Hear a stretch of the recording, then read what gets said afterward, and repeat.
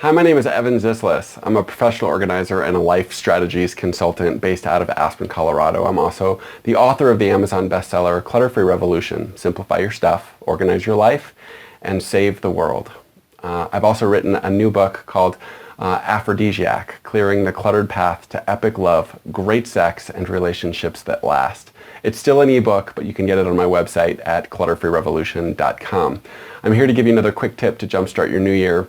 And today we're going to be talking about the inspiration triangle. And the reason why this is important is because people always ask me, how do I enroll other people in my household? If I'm trying to simplify my stuff and get organized, and there are other people in my home that are really just not getting on board with this whole thing, how do I enroll people into that conversation? Well, I have a three-step method. The 3 steps are simplify, which is purge. Step 2 is I need clarity, so I need to clarify, which is organize. Step 3 is inspire. So if I'm going to inspire the maintenance that's required to maintain this stuff, if I purge all the stuff that I don't need, get organized, I'm going to need to maintain my systems so that things don't just fall to hell in 6 weeks again and I'm just going to be back where I started. So in order to stay inspired, I need 3 things in order to get inspired and stay inspired to do that maintenance. So the way that that looks is something like this. I call this the inspiration triangle.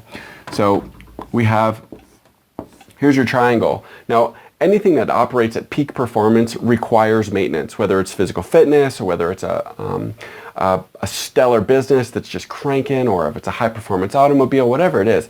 Everything that operates at optimal performance requires maintenance of some kind. So in order for us to be inspired to do that maintenance, we need 2 other things. So here we have inspiration at the top. We need to get inspired. But in order to get there, we need 2 other things: ownership and accountability.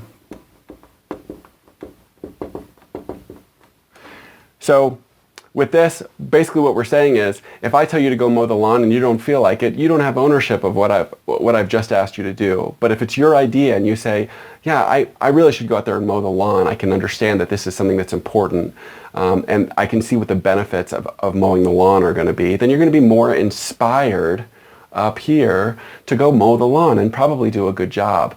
But you're only going to do it if you're accountable to it. So either there's some extrinsic accountability, somebody is kind of saying, yeah, we really need you to do this. We see that it's something that you want to do yourself, but if you're not going to be inspired to do this, I'm gonna kind of hold your feet to the fire here, or at least help you to see that this was something that you had as a priority for yourself. So that accountability can be extrinsic or intrinsic.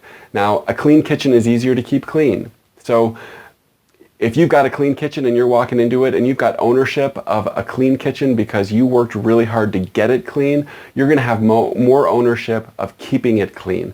So that means getting inspired and staying accountable to yourself because it's something that you value yourself. And so you're willing to schedule the maintenance, you're willing to put in the time.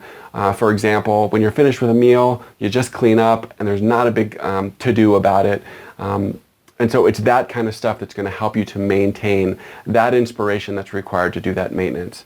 So think about this the next time you're trying to get somebody on board. If somebody feels like, if you or somebody else is not really kind of clicking with what you're asking them to do, look at it and try to decide, do they have ownership of this? And if they do, and it's still not working out, are they accountable to it? So sometimes that's as easy as just having a conversation to enroll people in what you're trying to do. Other times it's really trying to come up with some kind of a compromise so that people feel like, if you do this for me, I'll do this for you.